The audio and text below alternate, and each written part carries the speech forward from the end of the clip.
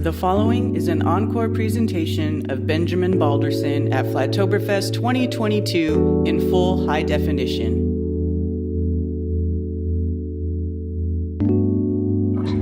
Up next, we have a first-time presenter with Flatoberfest and Flat Earth Festivals, and he is Ben Balderson. He hosts a show called Odin's Alchemy, and he's got a very interesting presentation for you on the electromagnetic universe. All right, give Ben a round of applause.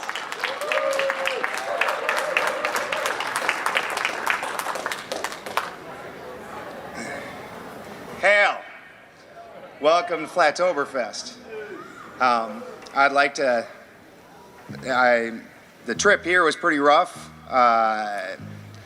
It started out with our dog getting attacked by a Belgian Malinois that randomly showed up, and so that put us in a hurt. So there was a bunch of fans that helped get us here, including Miss Georgia and Annie D and Karen B.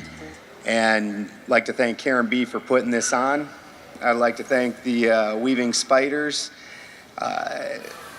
for helping me put this together, and of course Jared, my producer, because we all know that I am absolutely handicapped at the computer things. So thank you guys.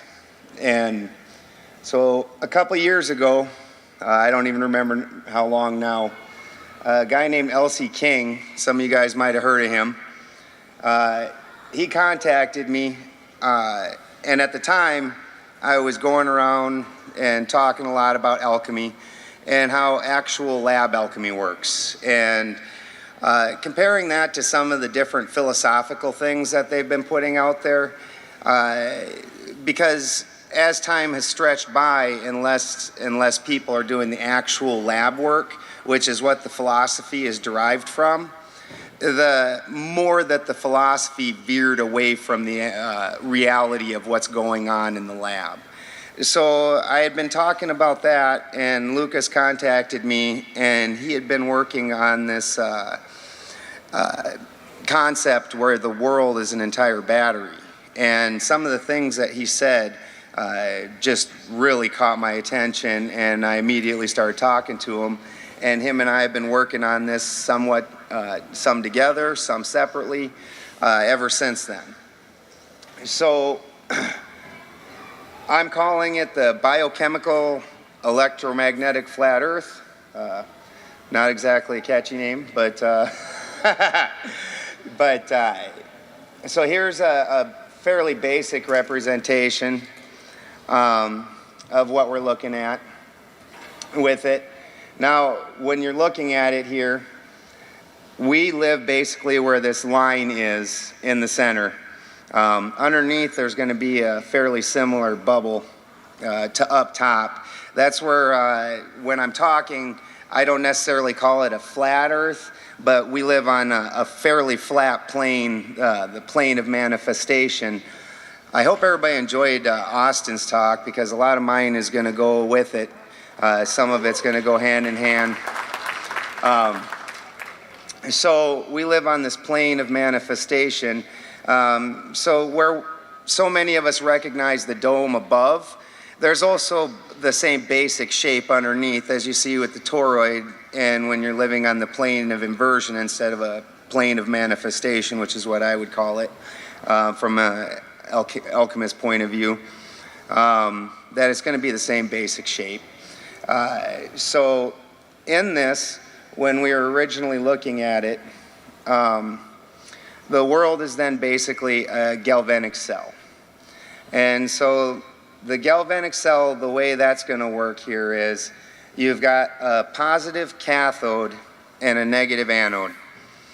Now, the positive cathode is going to be a slightly more stable metal than the negative anode is going to be, because the two are going to, this is the way they're chemically going to have to work, okay?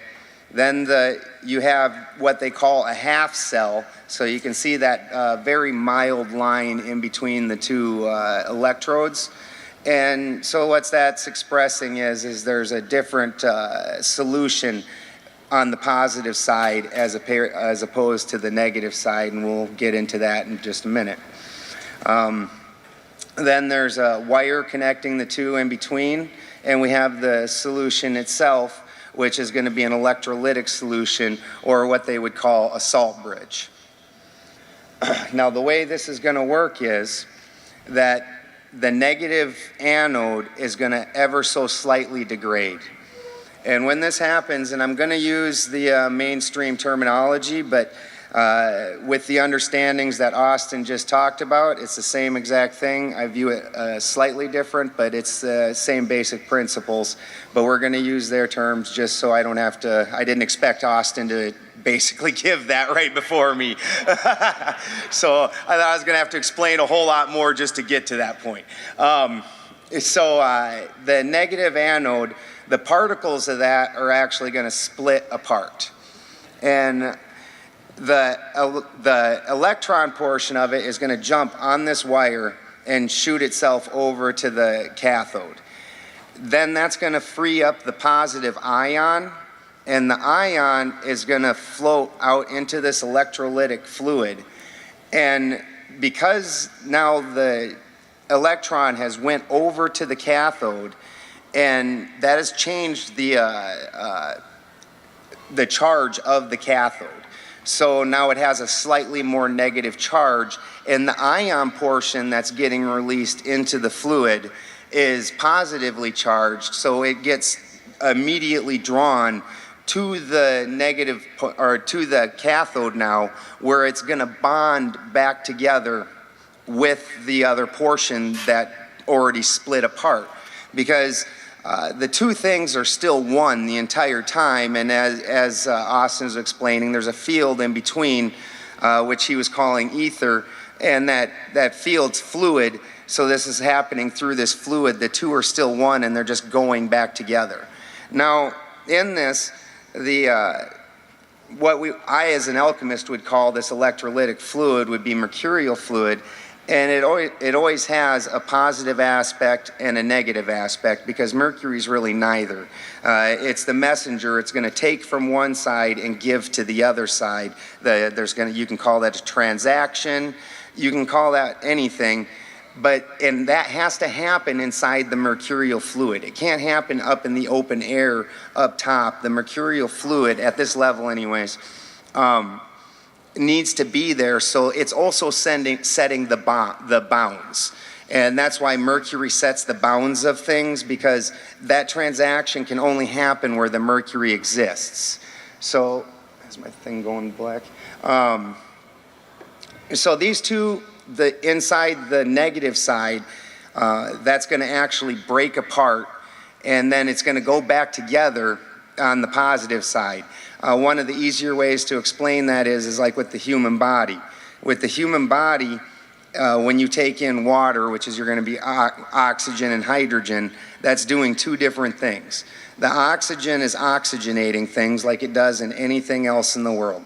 So no matter what your cells need, whether it's trying to get down to minerals, or a lot of people understand that we take in glucose, and that we live off of glucose, but we really don't, because the glucose is a stable molecule. We need to break that carbon piece out of the glucose in order to make it unstable, so that way it can bond with our body, and then the oxygen carries that carbon out, and you exhaust that out in waste. Well, now that we've got that down to the ATP is what that's called. Now the ATP needs to bond into your body, which isn't the negative side to mercury anymore, which was the oxygen in the human case, because you can use a bunch of different acids in these different batteries and bases. But then hydrogen is what's going to create the bond and allow the transfer of that inside of your body. So whether it's the ATP or whether it's the minerals that you're taking in, when your body goes to bond it back in, that's happening through the hydrogen, so that's the plus side of the mercury. And so this is the whole same basic transaction that's happening with this battery, which again, everything we talk about here is going to tie back to the body, tie back to the world. Because as an alchemist, I'm sure many of you have heard it said, as above, so below. Everything works the same. Or in the newer age terminology, everything's fractals. So a fractal is the exact same as the thing that it's derived from. Or even the new science terminology where they use the word quantum. Quantum is just the smallest particle that still is identifiable as the whole. So if it's like a gold particle, after you break it up enough, you can't really tell whether the pieces that are making that up, and again, today's science terminology, protons can be anything, neutrons can be anything, electrons can be anything, but it's a certain exact combination of them that makes it a piece of gold. So the smallest piece of that is your quantum piece. Anyways, so it's all going to be exactly the same. It's going to be as above, so below, as the old alchemist said. So this is going to be your so this is what Lucas and I started out with, is your biochemical electrical universe. Now in this, we have the sun as the cathode side, and that in and of itself is going to be an entire thing that we had to go through. Because the sun is acting, as far as the way actual lab work goes, the sun is acting in a very feminine manner because it's being the receiver here. Where the moon, the degradatory side of it, is acting in a masculine manner. So there was an entire thing where since the late 1800s, early 1900s, there's been a whole lot of inversions put into things. And when I started really looking at older cosmologies that predate that, and it's funny how things from that period are always called ancient, but when you look at things that are actually ancient and predate that, almost every cosmology has the sun as feminine and the moon as masculine. Where you have, like, I myself, I'm an Odinist. So in heathen cosmology, the sun and the moon aren't actually even gods. It's a brother and sister, Sol and Mani. Mani's a boy, Sol is a girl, and they're put up into the sky. So, and you look at First Nation peoples, actually women from the full moon will expose their genitals in order to ensure pregnancy because the moon's masculine, and they're trying to take in this masculine energy in order to ensure that they are fertile and get pregnant.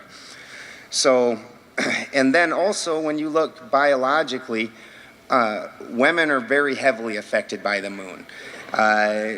You especially in this community, we're very parallel with a lot of pagan, like myself, and witch communities, things like that. And the women are very, very drawn to the moon. And at one point, women's periods were called their moon cycle. And before the intervention of all the different chemicals, drugs, things like that were taken in, there's a lot of people that would say that it was matched more to the full moon and the new moon.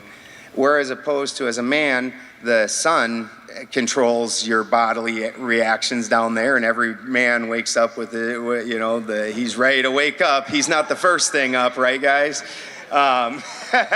So, and only my wife gets that reaction besides the sun. So, so that took quite a while to actually work that part of it out.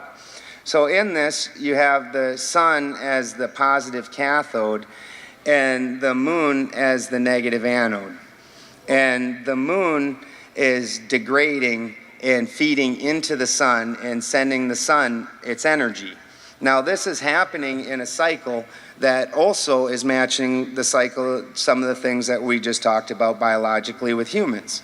Where, and at this point I gotta stop and explain quickly that as an alchemist, each of the luminaries is represented by a different metal.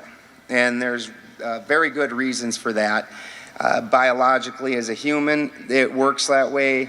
The light that they express, the light spectrum, this is how we know things like the moon is silver. So the sun is gold, And the moon is silver as far as an alchemist goes. And then we have Mercury, which is Mercury, pretty on the nose with that one.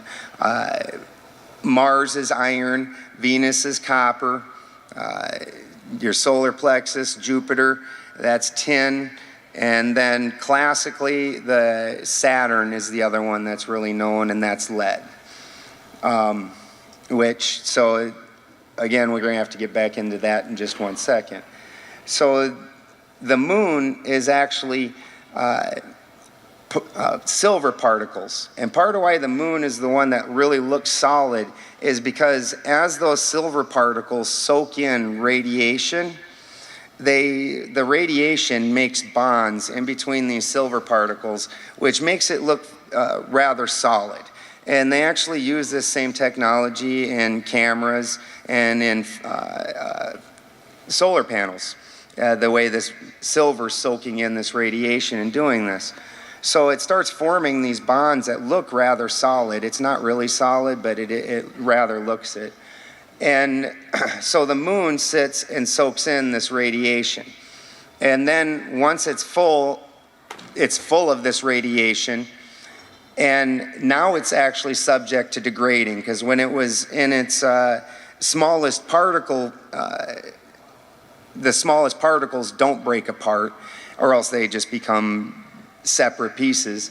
So it's at its smallest place. Well, now it's all bound together and it's subject to degradation now, where we're talking about it separates into this ion and this electron.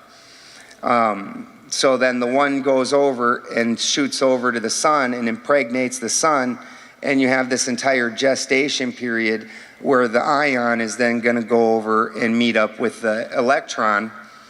And at that point, then this energy, because we all know from fairly mainstream science that fusion energy is much greater than fission energy, so that the spark of energy that was released when the particle was broken apart at the anode is not near the energy that is derived from when it's put back together over at the cathode. And that energy is now able to be used to do different things. And if you look at it as the sun's now in the morning in today's vernacular, a lot of people look at it as like Ostara energy, that first morning sun energy that's really very life-giving and carrying a heavy load of gold and giving life to all of us. Excuse me one second, my throat's getting dry.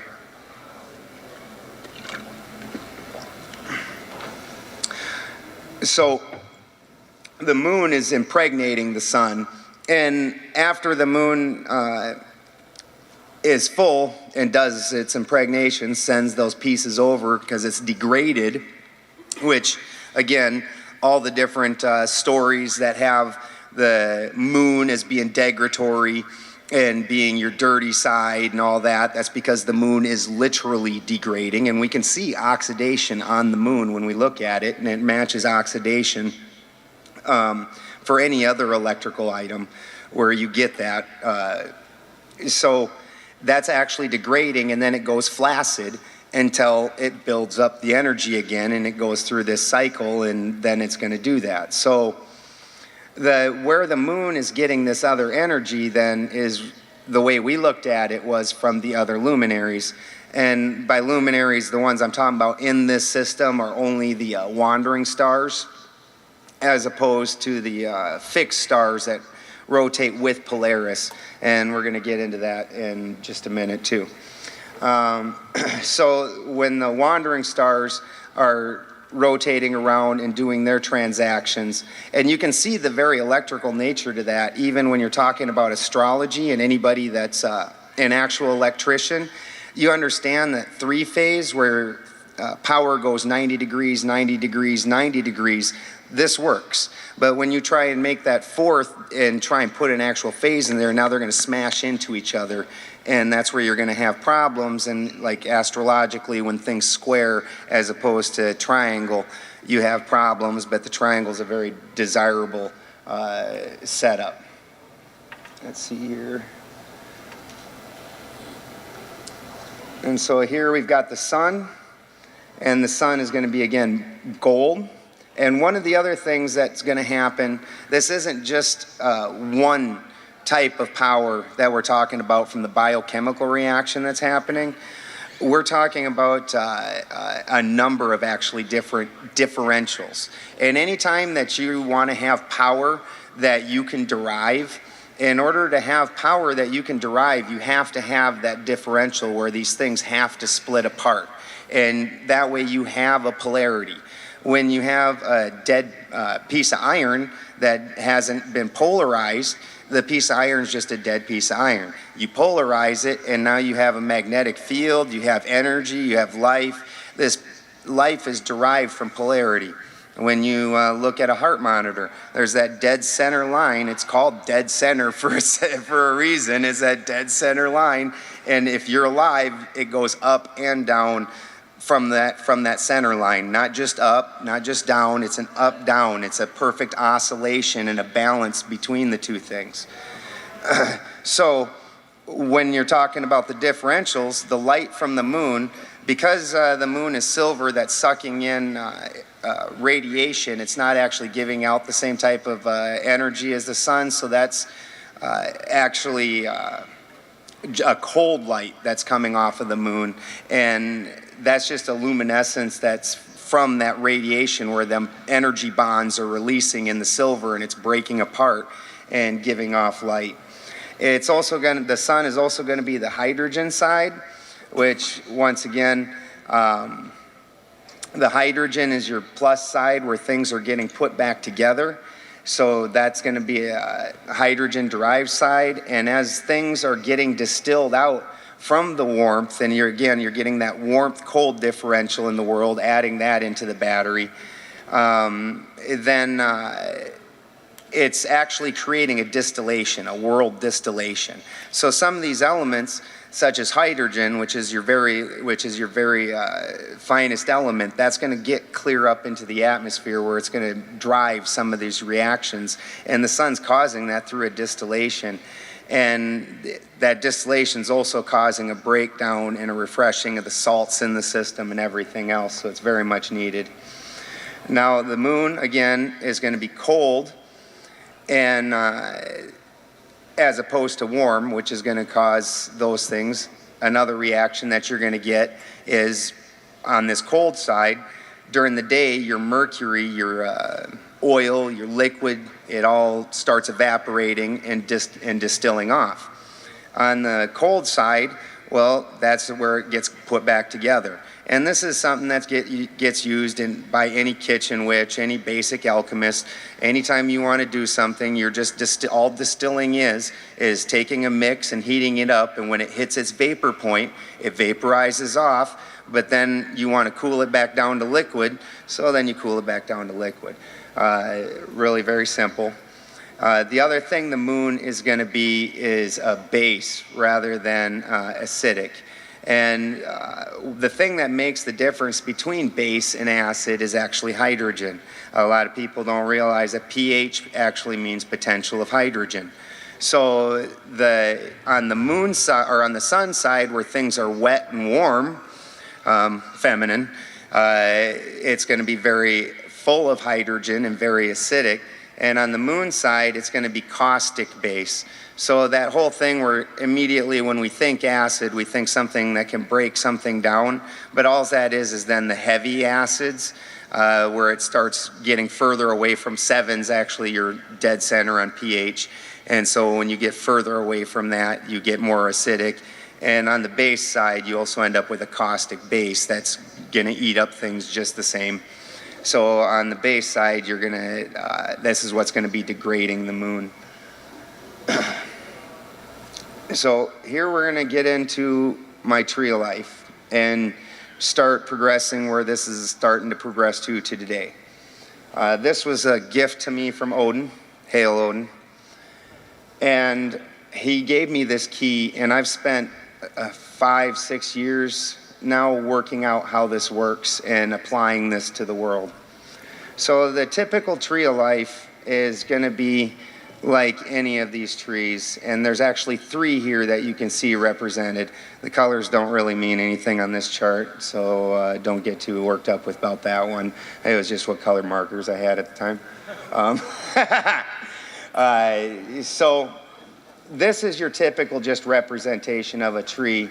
And even when you look at the Kabbalistic tree of life, there's pieces of it that are missing. And I was actually out speaking with, just out meditating on the side of my mountain. For anybody that doesn't know, I live off grid. I live clear out in the mountains.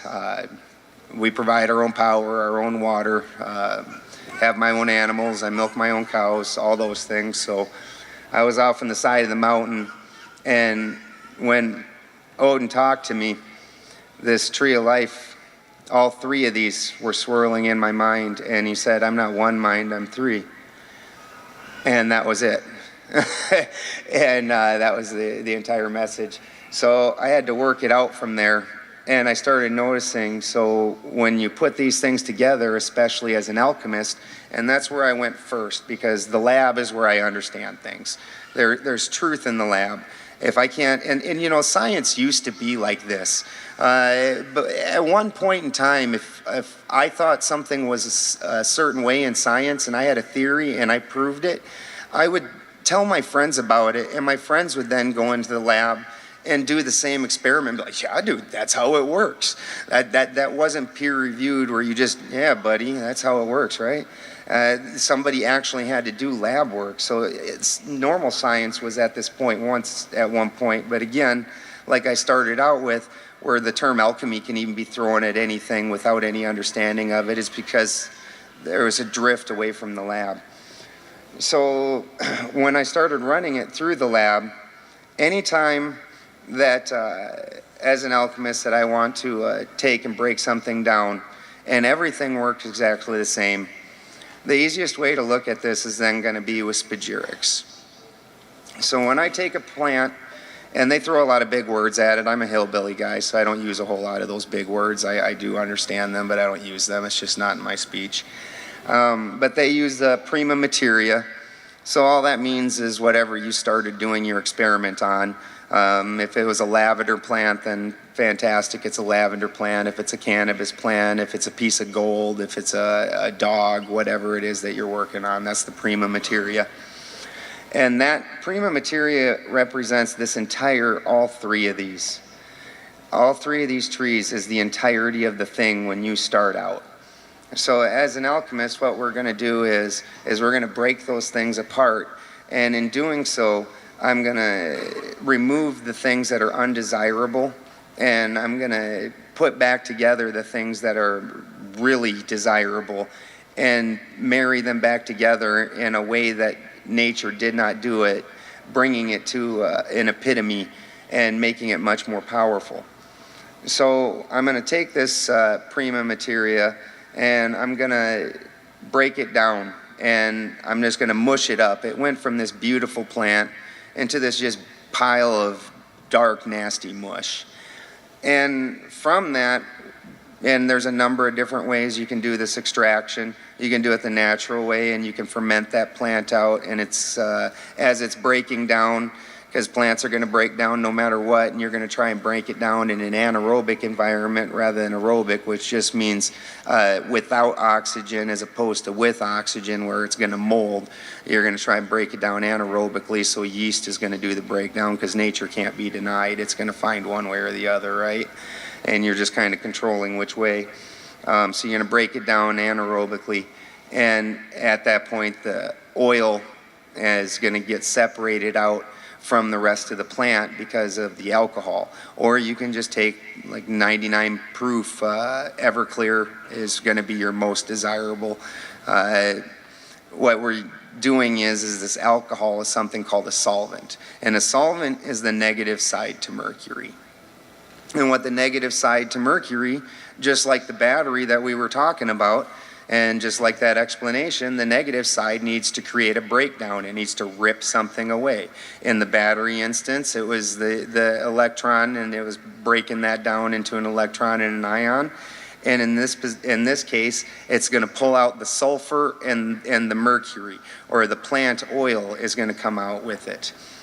Now, at that point, you're going to separate those two, usually with just a basic strainer, and you're going to have a mixture of plant oil and alcohol, and then you're going to have a pile of real nasty mush. So you're going to take and break this mush pile down. You're going to throw that into a crucible and hit that with real hot fire and put that through what we call the nigredo process is the start of that, and a lot of people are going to recognize that. And you recognize you do this a lot. You know, anybody that burns their food when they cook occasionally, you've seen the start of it, where your food automatically turns black, and it's called the blackening. And that's because the carbon, or the thing that was the earth portion, that was binding all these things together, that needs to come out. So like when you're looking at these three trees, right now this purple tree is going to be your sulfur and oil tree. The blue tree or teal tree is going to be your carbon, water, and cellular material. And then your villi tree is going to be, or the orange one, is going to be your salts, your cellular salts. And the thing that we're going to try and get rid of, and again, like Austin alluded to, there's so many different philosophical connections you can make to all these things. So this one's the ego that you're trying to burn out, the thing of this earth. The carbon of this earth is carbon of this earth. It's going to go back to the earth. The cellular material is the cellular material.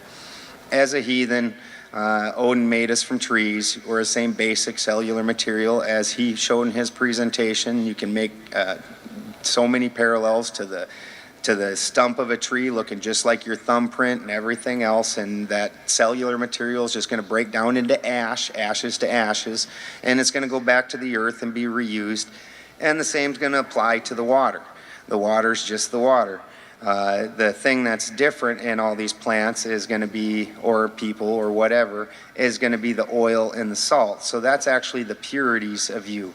So the things that we're trying to burn out is this carbon, water, and cellular material. Well, the water was the first thing to burn out. You didn't really see that, but your material might have gotten drier if you dried it.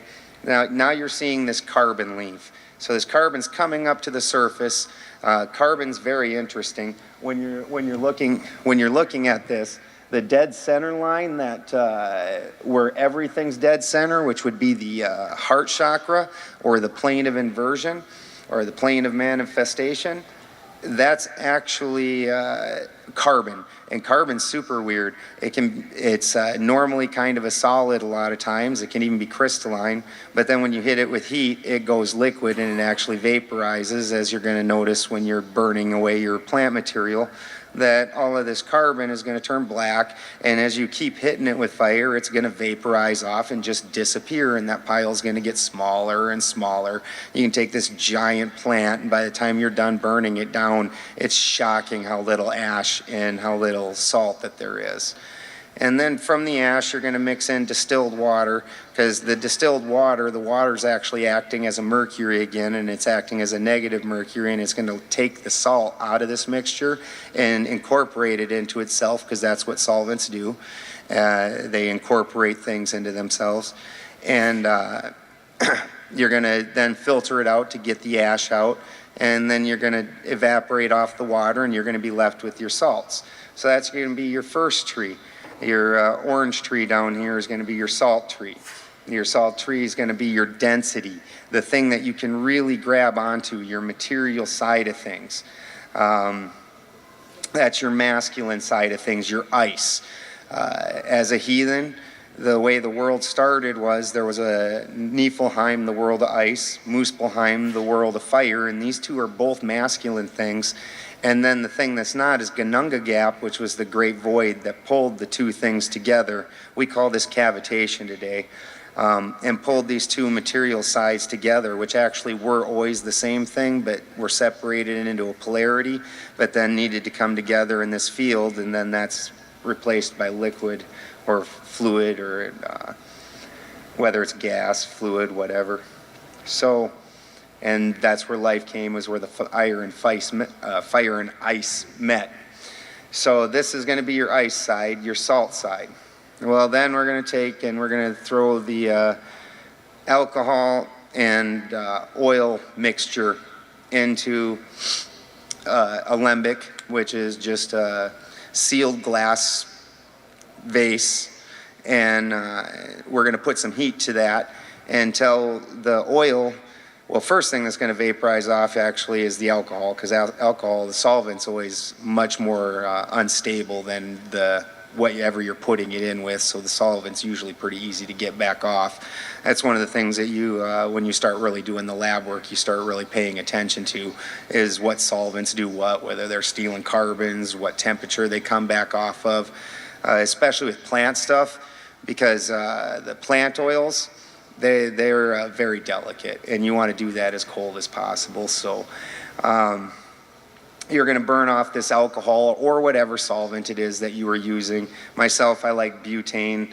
Butane vaporizes off very easily and keeps a lot of the oils intact. You don't need the heat that you do with alcohol.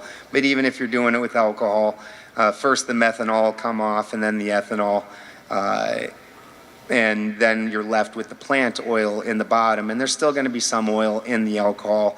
This is why you distill alcohol 7 times before it's clean. So the oil is going to be what you're left with.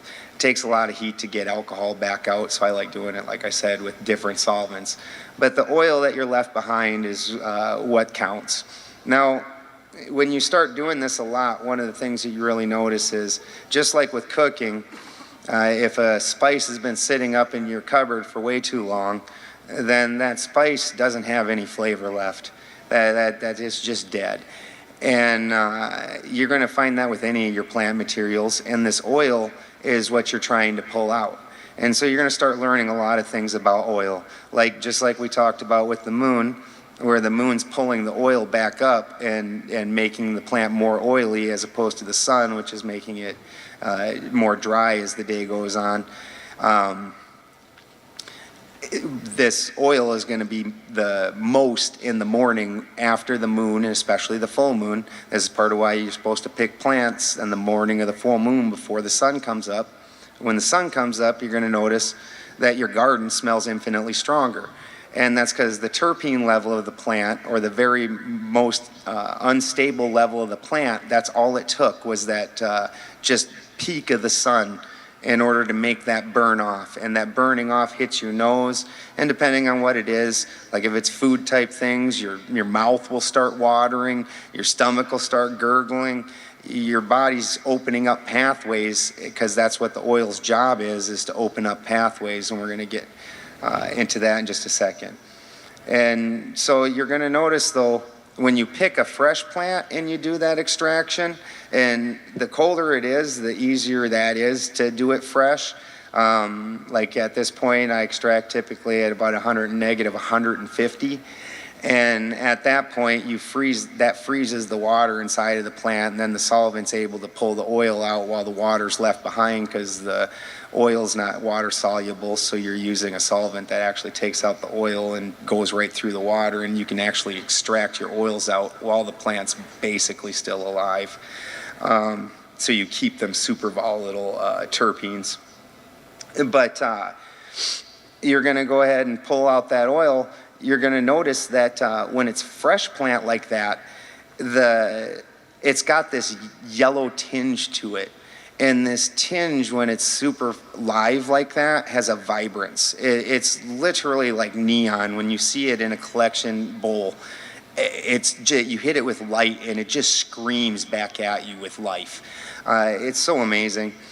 Well, when you let that plant sit there, as it sits there, the color inside of that, or what I would say is the sulfur element, it starts turning colors, and it'll go from a vibrant bright yellow down into a dull yellow, and to an orange and a red, and then eventually it just turns black.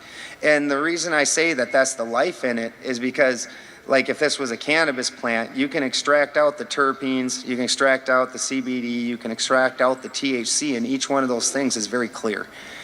And you can be left with this mass of just color. So this is something that you can remove. This is the sulfur element, and that plant is dying as it's sitting there. And if you macerate the plant, like you grind it up, that life leaves so much quicker. And it just becomes very noticeable after doing a whole lot of extractions. So that life element was always sitting inside of that oil. So that sulfur is actually, as an alchemist, that's the other half besides the salt. So this top tree up here is now going to become your salt tree, or your sulfur tree, and this bottom tree is going to become your salt tree. And this middle tree, now that we have burnt it out, and as an Odinist, that would be Odin sacrificing himself to himself, because all three of these pieces were the prima materia of himself. And the thing that he sacrificed was the ego, this carbon body, this carbon experience that's happening on this plane. And once you burn that out, now this, as we talked about with doing the actual process, this oil side and sulfur side, they want to rise up. And they want to vaporize, they want to leave. That salt side, when we put that to fire, that fell down out of the ash. That became more solid, more itself when you hit it with fire. We have two very opposite polarized reactions. And that was what was driving the whole system in the first place, was these two polarized things. But now that the carbon body is not holding them together, these two polarized sides don't want to be together either. And so it's the mercury's job to make that happen. And now we got to switch over to the positive mercury, which actually is the oil. This is part of why in my tinctures, I don't actually use alcohol in any of my tinctures. The alcohol is just acting as a solvent at that point, and so it's going to be a delivery system. You can use butter, you can use any kind of a carrier oil, just depending on what the material is to break it down, or DMSO, that breaks down anything. You can use all kinds of different solvents. Alcohol is a negative one that takes away, and I'm not trying to take away at this point, I'm trying to fuse. And the oil is what's going to do this fusion job. So these two polarized pieces, they were always one thing. And the sulfur is the big light, that's your sun, and then the salt is your little light, and that's your hidden light. So a lot of people know, like, your story of Pollux and Castor, and Castor's the bright shining one, or the sulfur side, and then Pollux is the degrading side. But Paul means hidden, and Lux means light. And so Pollux is the hidden light, and the two are actually just a split or a polarization of the same thing, and they need to be back together in order to become one union, because it's actually one prima materia. And those were just fractal pieces of the prima materia, because as above, so below, and we'll explain this in a second, each one of these things breaks down the same. So what's supposed to happen is through this mercury, the sulfur, this life, is going to transfer into the salt, and it's going to free the trapped souls that are in hell. And that's why it's always tied to a block, chained to a block or a stone or something like that. It's going to free those trapped souls in hell by enlivening that salt. And now it's all going to coagulate together into the stone of whatever plant that you were working on originally. Now that it's in this configuration, it's going to have a nice solid materialness to it that the feminine side did not have. It's awful hard to grab liquid, or the sulfur side, which is even harder to actually quantify and measure and even see. And on the same token, when I put heat to it, now as the stone, the masculine side, the salt side, will actually evaporate up with this feminine side.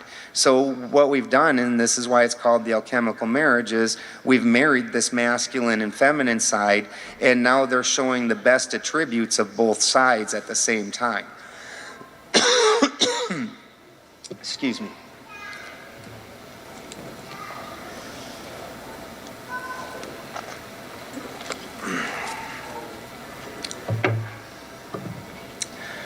And that's all going to happen, again, through the mercury where these two are merging.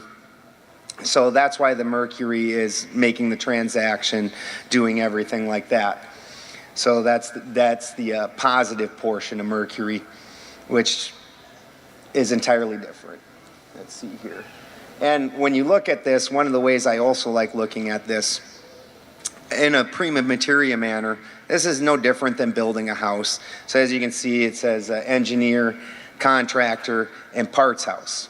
And this is the way we start looking at everything as an alchemist then. And it kind of puts your ether theory and the more materialistic view together as one. This side's going to be your more ether side, and then this side's going to be your material side, and it's where these two are coming together that you have the combination and things to come together perfectly into the stone, into the perfect union. This is where Odin becomes a god.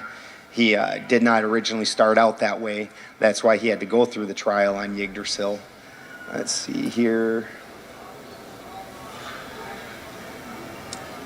So here we're going to talk about the other side of things besides the degradation side.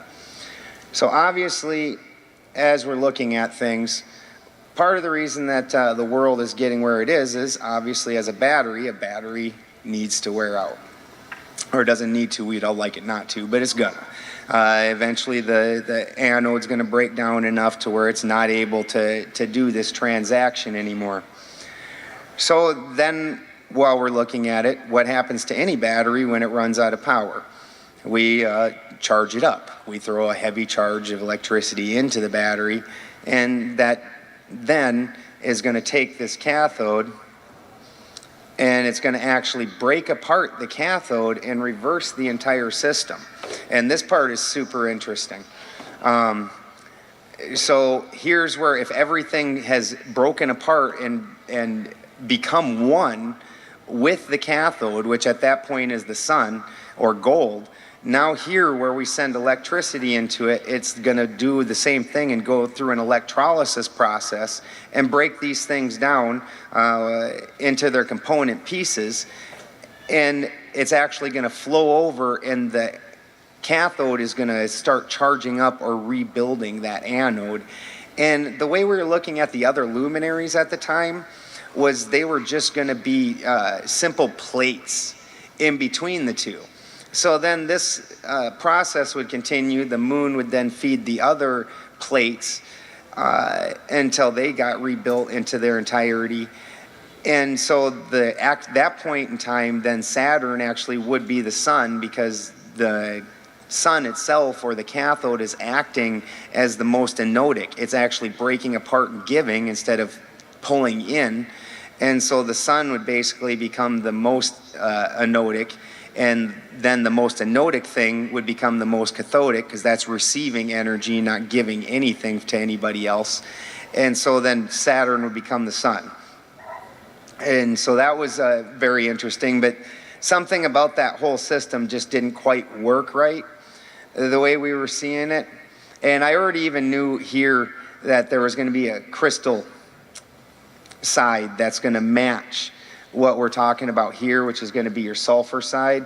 Because again, with the three trees, what we're talking about with the luminaries, when we're talking about the sun and the moon and the wandering stars, is just literally the sulfur tree.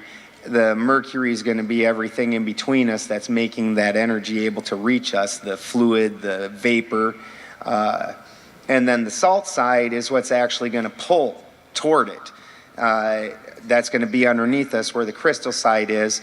Dielectric up here, magnetic down here. So these two are always going to be seeking each other, and we live on that plane in between where the two are meeting. Well, as that moon, so when we look at this as an entire cycle of the world, if the battery is charged up, and that's right here at the very top, which is your gold age, and it starts cycling down.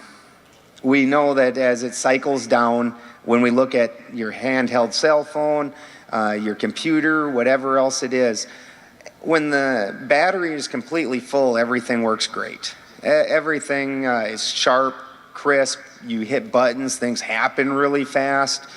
Well, as the battery starts wearing down, it's not pulling up your apps quite as fast. It's just not processing near as fast. And you're looking at maybe the Silver Age then. And then when you get down into this Bronze Age, now your apps aren't even really opening up anymore. You hit one button and another button, like you hit a T and it types B, and you're like, what? How'd that happen? So you end up down into your Kali Yuga where the battery is basically dead. And I like how these are exactly across from each other, because at that point, everything on the right-hand side is going to be galvanic. So everything on the left-hand side is going to be an electrolysis, where you're turning around and you're recharging the whole system. And it's obviously going to start out, once again, and the battery's still pretty much dead. If you plug in your phone, just like when Austin was up here, we tried to get his computer plugged in and going again, but it was too far gone, and it needed some time to actually charge up before things were going to function right again. And it gets some charge in it, and it's going to start functioning a little bit until you get all the way up into the Gold Age, where things are great and your battery's all the way full. You reach that full spot at the top, you're going to unplug it, quit charging it, and you're going to be again still in the Golden Age for a while that battery wears down again. So, and you see this, it matches up with a whole lot of cosmologies. I really like using the heathen cosmology, because I'm a heathen. So when you look at this, Ragnarok in and of itself is the 9 realms all line up. And it's 7 realms in Germanic as opposed to the 9, but most people know the Norse, which is the 9. That's just a whole topic in and of itself. But either way, the realms line up. And then Surt, the giant of Muspelheim, the leader of Muspelheim, drives his sword and rides his fiery army through the 9 realms and burns them all to ash. And then everything gets washed back over with water. And then the world returns green and lush, and there's fruits of everything, and no man planted it. And we even have the return of men, which anybody that listened to the talk, Crow, he was on Crow, Matt Powers was on Crow, and on my show, where he talked about DNA hiding in the land and things literally appearing when the conditions are correctly, that this DNA starts pulling back together and just doing what it does. Just like that, Lef and Lefrasier were waiting in the mud for the right time for humans to return back to the earth, and they did. Why is that doing that? So he drives his army through this and burns it. Well, this is an electrical reaction. This is just a hard charge going into the system. And even when you look at the battery, when it really starts wearing down and the salts start attaching themselves to the plates, and it's called sulfation, you have to put a really hard charge in it to make that dispel. So there's even another thing after the battery gets more hard wore down that has to happen, and that will actually break off the salt and put a full charge polarity into the system again. Because when the systems dies, it's because it's a loss of polarity between the two things. So you can see that as a hard charge that's getting driven through the system, and then the electrolytic fluid has to wash back over, or the mercury has to be there in order for it to actually have life, do something. So this story matches with a lot of the different cosmologies that happen. And once again, once that hard charge has happened, the whole system just starts online again. Let's see here. And here's where things start taking a turn on us. So as I'm working on this whole system, and it's still not quite coming together for me. One of the things that I noticed, because as above, so below, all these things are supposed to work together. And all the chakras, the way they're supposed to sit, and the way the luminaries were supposed to sit, well, if I add the sun and the moon into the whole system as the cathode and anode, that already throws us off for more than what we have, and it didn't quite match. And then furthermore, when Lucas and I were looking at things, and then another gentleman named Mario Garza, it seemed to us that the sun is not quite what we think it is. That's not the end of the system. So when I'm looking even at charging things up, the anode and the cathode, that's not where the electrical charge comes from, nor where it goes to. And there's a singularity that's happening right there. So we started looking at Polaris, and coming to the understanding that Polaris actually has been displaced by the sun as the head of things in almost everything. And it's really very interesting. And this one, I'm actually, as we all know, I'm not Christian, but this is actually from the 1560 Geneva Bible that was banned by the church, banned by the King of England. That in and of itself is a pretty interesting story, where that Bible was produced. And this picture here is Ezekiel's dream. And then in 1599, the church had another Geneva Bible printed, which they approved, and it had a bunch of changes in it. And then King James outlawed that and made his King James Version Bible. But this one's out of the very first English translation. So we can see in Ezekiel's dream here that we have the firmament, and there's something sitting on top of it. And actually there's a table of contents that came with this. This thing was amazing to see. I couldn't touch it, but I got to take a couple pictures of it. And so up there centered is what we would call God. And when we look at the way the Gnostics saw things, one of the things that they were trying to do was overcome the effects of what they call the archons. And the archons were just the wandering stars. And the wandering stars still does include the sun and the moon, because the ones that are the fixed stars, the ones that don't ever really change the way that they move, and they move in perfect precision around a singular point, well, those are different. And so they were trying to overcome the effects of the wandering stars and not the fixed stars. So the way they saw things, then Polaris would have been God, or and then again there would be another salt side to things, because once again that's only the sulfur side, and there's a salt side that matches things. So we had to add Polaris into the entire system, and then from Polaris is derived the sun and moon. And those two are where the polarity lies of that center. And it's really very interesting, even when you start looking at the biblical story from that sense, where if they put Polaris as God and Lucifer as the great shining one that comes every day and blinds us to God, and then falls, and when he's gone, there's God sitting there, Polaris, and never moved, same place, whether we could see it or not. So we had to add Polaris into the system according to all of that. And that really made things interesting, because we all know that we have a certain set number of planets, and now we're adding a whole bunch of things into the whole system.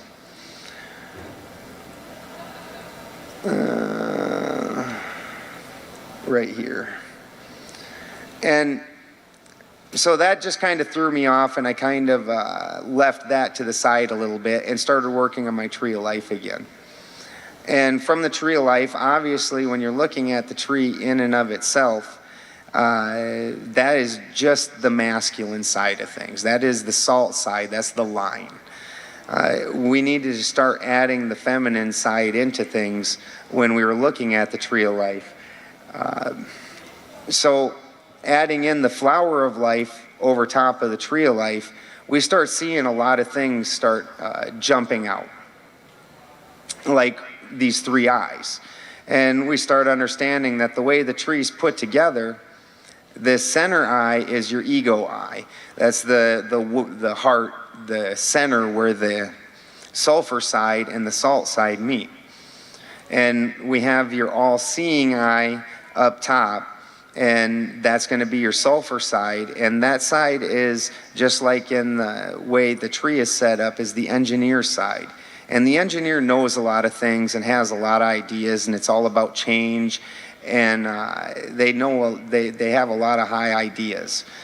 And then on the bottom side, though, we have the Vili tree, which we can all look at Vili, and it says vial in the way it's pronounced in English, and the way the Christians have things, and so many other cultures, that salt side is demonized, where it's just a polarity from the other side that was required to have life. So we have the salt tree, which is actually one with that sulfur tree before it fell apart, came apart and got polarized.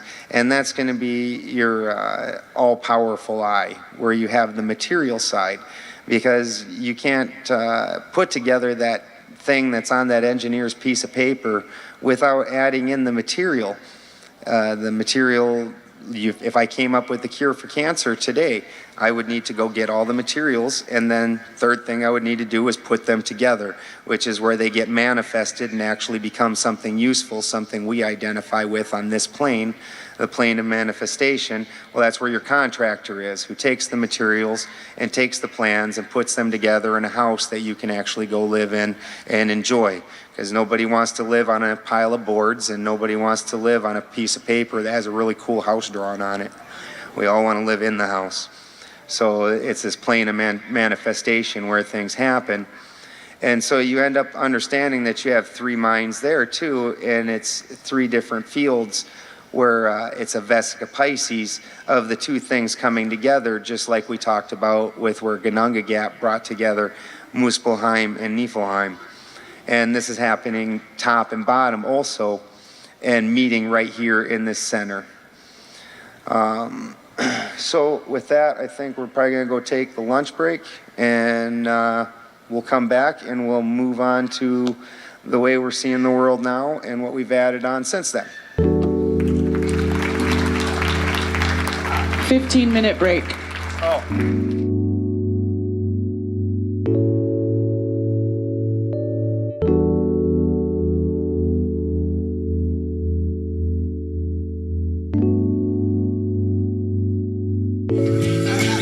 All right, Ben, continue when you're ready, please. Hope everybody got their smokes in. All right. So, as I had said, while working on the biochemical universe, it didn't quite sit right with me with that just singular polarity. And as anybody can see from the rest of the talk, where I'm talking about three minds, it also doesn't quite sit right. So one of the areas that I worked on the most, and where this first really started coming together for me then, was the heart center. And I was talking with somebody about the heart, and I was explaining how, once again, just like when I was talking about Mercury, the heart's doing two very different things. The blue side, which is going to be your copper side, copper pulls in hydrogen and it pushes away oxygen. This is part of why copper doesn't really oxygenate very well. Where now iron, your red side, is pulling in oxygen and pushing out hydrogen. And so these two things are moving these elements back and forth through your system as your body needs it. It needs to take in the oxygen and then push it out to expel it. And the same thing with the hydrogen, so these things can be useful. Now, then when you start matching that up with the luminaries, especially the wandering stars, well, that's not vertical from each other in that system, as we would normally expect. Those two would then become a polarity that is actually creating one heart center or one chakra, or as when we looked at the tree of life previous to this, one eye. And that's going to be your ego eye. And that's where these two fields are playing off of each other. And so that's going to be one thing. Well, then that led me back up to immediately the brain center. And in the brain center, in all kinds of different cosmologies also, they look at the cerebrum as the gold and the cerebellum as the silver. And the same thing here happens with the minerals, the salts of salvation in the zodiac. When he's talking about the way the mineral salts, your cellular salts start filling into the fluid. You start out with the gold of the cerebrum, and then you fall to the silver of the cerebellum, and then it continues on down the system. So the cerebrum and the cerebellum are two different things. You're talking about gold and silver, or the sun and the moon, or your upper system. So the gold and the silver are a polarity off of each other, the same as the heart center was. And those two are creating their own field. We all understand from the different cosmologies that the cerebrum is the different thought, that's the pure side, and then the cerebellum is your action side, your goat side. Well, then the entire system starts going down and moving down from there and developing.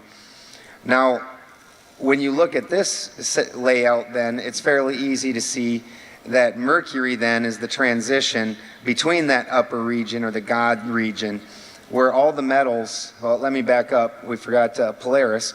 Polaris, like we talked about right before the break. So with Polaris then as the crown, Polaris descends into the sun and the moon. And all these are your non-degrading compared to everything else. They're your platinum level elements, your God elements. And everything below the Mercury line on the body then, iron, copper, tin, lead, these are all mundane metals. So Mercury's the transition energetically between this God level and the mundane level. And so then you're going to fall into the iron and the copper of the heart, or Mars and Venus. And there's all kinds of different stories depending on which mythologies you're looking at, where copper, where Mars and Venus are either having an affair or fighting. Men are from Mars, women are from Venus. The Mars side's, again, the degradatory side, just like with the moon. When we made the moon the masculine side degrades. The war side, the oxygen side, is degrading things, where the hydrogen side is incorporating things and giving back and giving the love. So that masculine side, and then we're going to drop down into your solar plexus, which is going to be represented by Jupiter or tin. Now from there we drop down into another polarity that we're going to see in all kinds of different mythologies. Well, this is going to be the Saturn, which most of us identify with lead, and that one's fairly well known. Well, Saturn had his war at the very beginning, then with aluminum or Uranus. And this is going to be your sacral chakra, your root eye, that red eye from the other tree at the bottom. Now, here's where I came into a real problem, because Uranus and aluminum was hard enough to find. There's not too many references to that. But Neptune, there is no reference to as far as metals goes, which is a very interesting thing. So I contacted Crow 777, and he contacted Fortune Saint Germain and some other friends, and they all got together, and we were all working on this. So then for the root, it came up with lithium. And lithium is absolutely interesting and amazing in this entire system, because first, lithium, it regulates the way your body takes in salts. Anybody that's actually had to take lithium, you know that the amount of hydration that you had, which specifically only means hydrogen, not water, hydrogen itself, the amount of hydration that you have, that lithium severely starts affecting that, and you start getting really weird, especially out in heat when you start getting dehydrated, because it regulates the way your body accepts salts. So that was super interesting. And then the other one that I had to work with them on was Polaris, where Polaris we brought in as titanium. And I'd already been thinking titanium or platinum.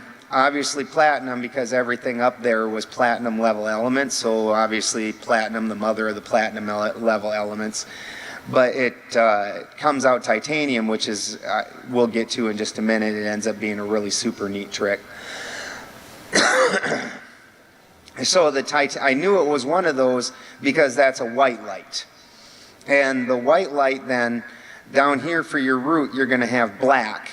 And so all the colors are white, and it's going to fractalize and divide, and you're going to have all your colors in between the two areas. So then at your root is black. So all the colors exist in between. They're all fractals of the same thing. And as we see when we looked at the tree of life in and of itself, when you broke it apart into three pieces, is all fractals of each other, or as above, so below. Everything works the same. So then when we start looking at the way energy flows, what we've set up now here is three polarities. And each one of these polarities, each one of those eyes, is its own thing. Just like when we did alchemy and we separated it in the sulfur and the salt and the oil, each one of those separates in its own component pieces. It functions all by itself. Each one of these things does. So we come to a battery setup, and this is my battery setup. It's pretty old. It's been about time to replace it. Entirely different talk on what I'd like to replace it with and whatnot. Lead acids aren't the most efficient at this point, but that's again another thing entirely. So I run off of, again, I live off grid, and I've got 40 solar panels. Well, I've got a 48 volt inverter. And what inverter's doing is it's flip-flopping amps and volts, because amps and volts are inversely proportional. So that's taking this and making it into taking my volts and jacking them up and lowering my amps and making it into a usable voltage, even though I've got actually technically less amperage to do the work. But it'll work at higher voltage. Well, obviously, because they're inversely proportional, the higher you can start out that equation. Instead of having a 12 volt inverter, I've got a 48 volt inverter. So these batteries are 6 volt batteries. It's a pretty typical battery. You find them in the back of golf carts or whatever. They're called an L16 lead acid battery. Work just like the battery we were talking about at the beginning. Real simple. Well, 6 volts obviously won't run a 48 volt system. So what I'm going to have to do then is I'm going to have to connect, and as you can see, these wires, they're going crisscross across each other, dink, dink, dink, dink, dink. And what's going on there is the positive terminal on one side is getting connected to the negative terminal on the other side. And while, you know, most people would immediately think that that's going to shock the hell out of you, that's really not the case. What that does is that adds those voltage, and this is called a series.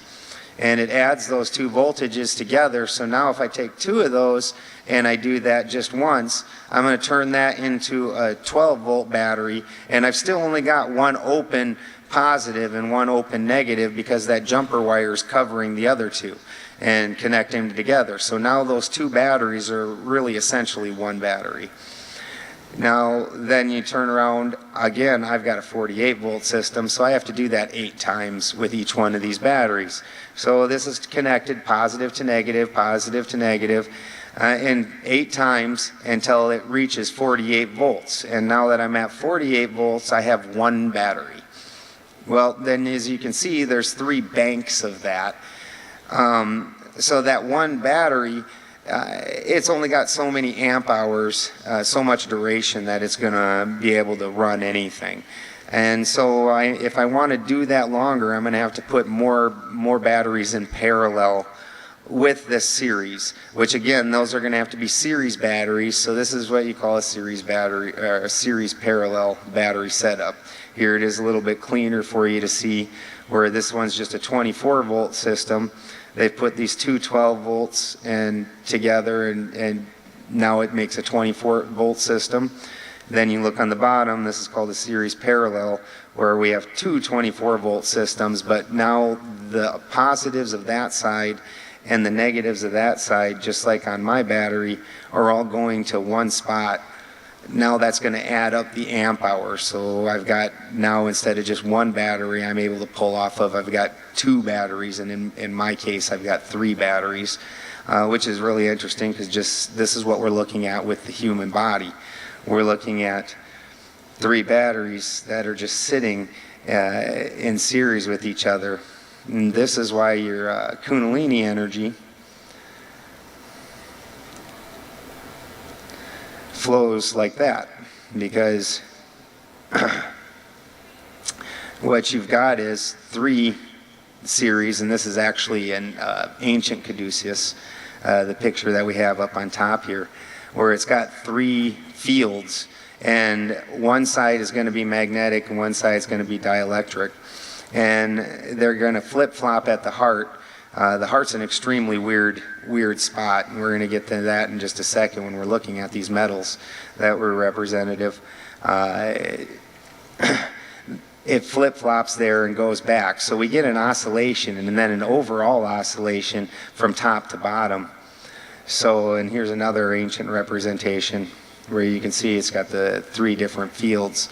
Well, when you're looking at the normal, just the singular snake like this, it's just not got the other side wrapped into it. And you can see they're not making the full loops, because then once you put the other one in, it does end up making the full loop. And this is going to create a dipole magnet. And as you can see from this drawing right here, and unfortunately the Weaving Spiders did make a live 3D one with lights, and it was absolutely amazing to see this in person, where you could literally see that dipole magnetic field where Austin was just showing you in the previous talk, and you see that just pop up and come to life, and why that's happening.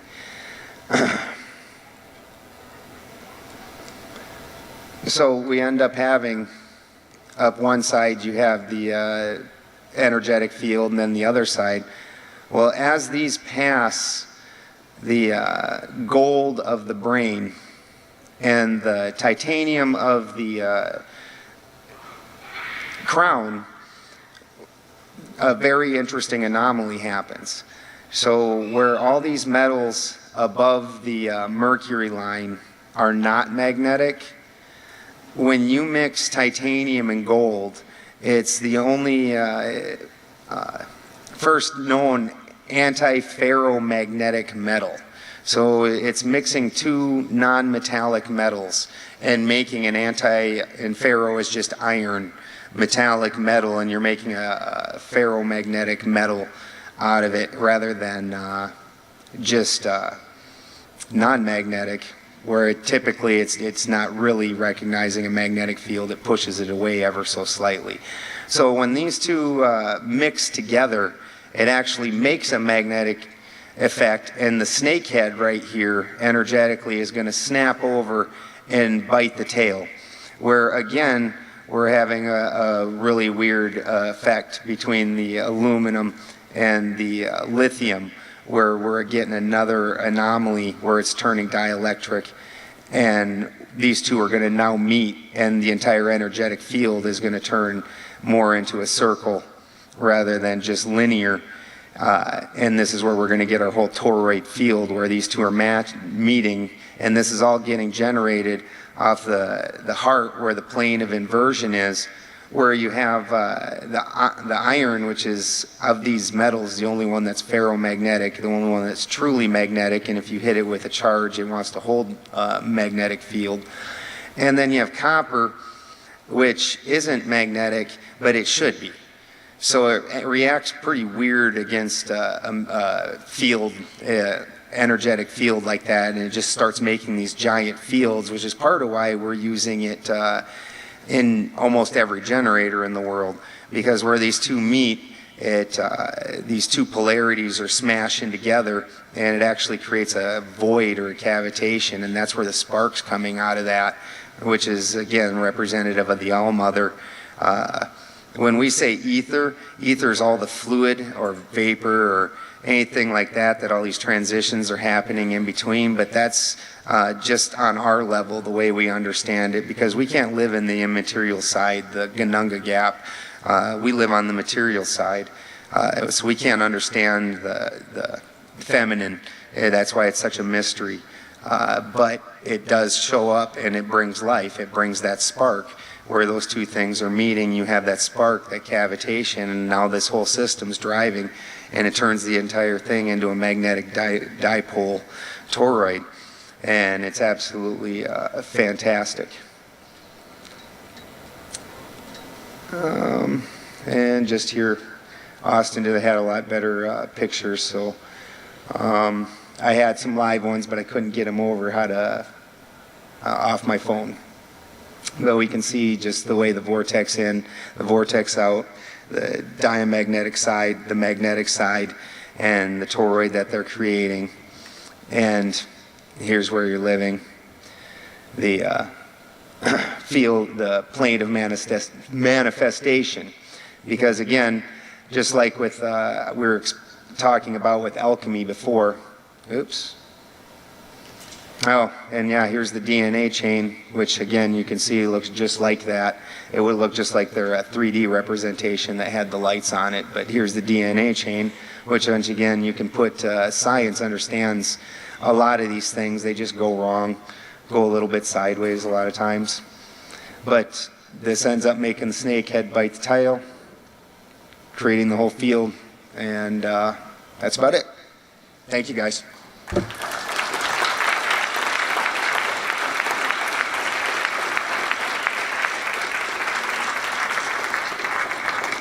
Thank you, Ben. Fascinating stuff. Next, we are going to have Marty leads, so just a small intermission while we get Marty set up, and then we'll have Marty leads.